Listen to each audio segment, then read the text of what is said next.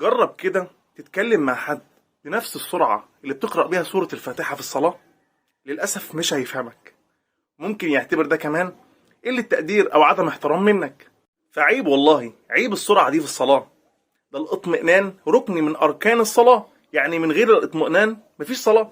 ربنا عز وجل بيقول: قسمت الصلاة بيني وبين عبدي نصفين، نصفها لي ونصفها لعبدي ولعبدي ما سأل. فإذا قال الحمد لله رب العالمين قال الله: حمدني عبدي. وإذا قال الرحمن الرحيم قال الله: أثنى علي عبدي. وإذا قال مالك يوم الدين قال الله عز وجل: مجدني عبدي. وإذا قال إياك نعبد وإياك نستعين قال الله: هذه الآية بيني وبين عبدي نصفين ولعبدي ما سأل. وإذا قال اهدنا الصراط المستقيم صراط الذين أنعمت عليهم غير المغضوب عليهم ولا الضالين قال الله: هؤلاء لعبدي ولعبدي ما سأل. فأنت شايف الفضل عامل إزاي؟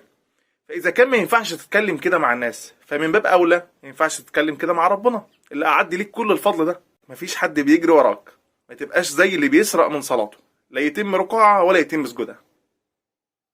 سلام.